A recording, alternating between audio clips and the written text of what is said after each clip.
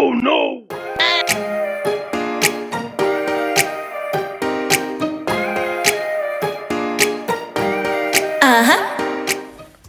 നിങ്ങൾ തുടക്കത്തിൽ കണ്ട മനോഹരമായ പൂവ് പോലെ ഇങ്ങനെ ഉണ്ടാക്കാം എന്നുള്ളതാണ് ഇന്നത്തെ വീഡിയോ.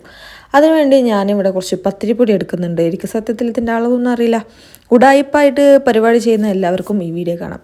അതിലേക്ക് ഞാൻ കുറച്ച് ഉപ്പ് കലക്കിയ വെള്ളം ഒഴിച്ചിട്ട് അതൊന്ന് കുഴച്ചെടുക്കുന്നുണ്ട്. അതിൻ്റെ ആ ഒരു പരുവം ആവുന്നത് വരെ ഞാനൊന്ന് കുഴച്ചെടുക്കുന്നുണ്ട്. ഇത് ഓൾറെഡി മറ്റേ വാട്ടിയ പോലത്തെ ഒരു പൊടിയായതുകൊണ്ട് നമുക്ക് ഉമ്മമാർ പാത്രത്തിൽ വെച്ച് വെള്ളം പറഞ്ഞ് ചൂടാക്കി ഉണ്ടാക്കുന്ന അത്ര പ്രശ്നമൊന്നും ഇതിനില്ല. നമുക്ക് ജസ്റ്റ് വെള്ളം പറഞ്ഞ് കുഴച്ചെടുത്താൽ തന്നെ പരിപാടി തീരും.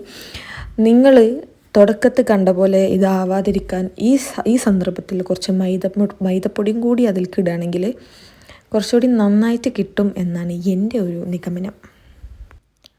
സംഭവം അത്യാവശ്യം പണിയെടുത്തിട്ട് തന്നെ നന്നായിട്ട് കുഴച്ചെടുക്കണം. കുഴച്ചെടുത്ത് നമ്മൾ അതിനോരോരോ കുഞ്ഞി ബൗൾസ് ആക്കിയിട്ട് സാധാ നമ്മൾ പത്തിരിക്ക പരത്തും പോലെ തന്നെ പരത്തിയെടുക്കുക.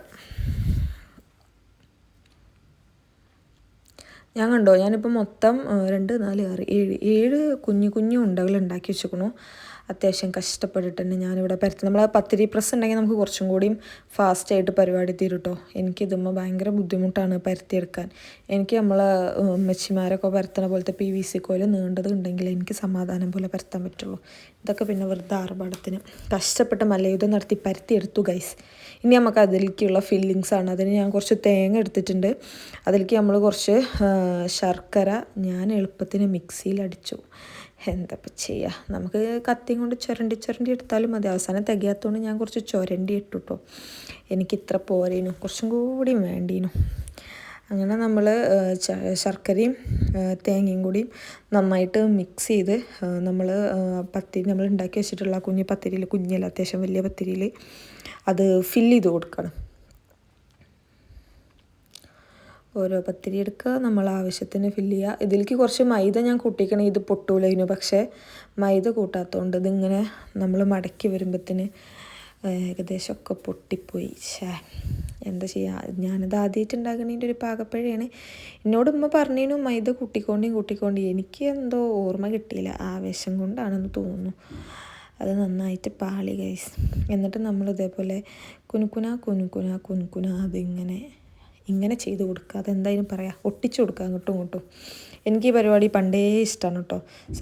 ഈ സംഭവം സത്യത്തിൽ ഈ സംഭവം മൈദപ്പൊടി അല്ല, പളി നമ്മൾ ആട്ടപ്പൊടി ഉണ്ടല്ലോ അതിലാണെന്നുണ്ടെങ്കിൽ കുറച്ചും കൂടി ഭംഗിയിൽ കിട്ടും. നമുക്ക് ഇവിടെ സ്റ്റീം ചെയ്യാൻ വേറെ പാത്രങ്ങളൊന്നും ഇല്ലാത്തതുകൊണ്ട് ഞാൻ സാധാ ഒരു പാത്രത്തിൽ കുറച്ച് വെള്ളം വെച്ച് അതിൻ്റെ മേലെ ഈ ഓട്ടപാത്രം വെച്ചിട്ടാണ് ആവിനെ കയറ്റുന്നത്. വെച്ചപ്പോൾ അതേപോലെ അത്യാവശ്യം നല്ല ഭംഗിയൊക്കെ ഉണ്ടായിരുന്നു. പിന്നെ എന്ത് പറ്റിയെന്നറിയില്ല ഗൈസ്, മൊത്തത്തിൽ ചീറ്റിപ്പോയി. അങ്ങനെ നമ്മൾ 2-3 വെച്ച് അതിന് ആവി കയറ്റി ഇങ്ങനെ എടുത്ത് ഗൈസ്. നല്ല ഭംഗിയില്ലേ കാണാൻ, നല്ല ടേസ്റ്റ് ഉണ്ടായിരുന്നു. പക്ഷേ ആ 2 മാത്രമേ അങ്ങനെ കിട്ടിയുള്ളൂ. ബാക്കിയെല്ലാം ഇങ്ങനെ പൊട്ടിത്തെറിച്ച പോലെ ആയിപ്പോയി. വിഷമൊന്നുമില്ല, എന്നാലും കുഴപ്പമില്ല, തിന്നാനല്ലേ. Okay guys, by.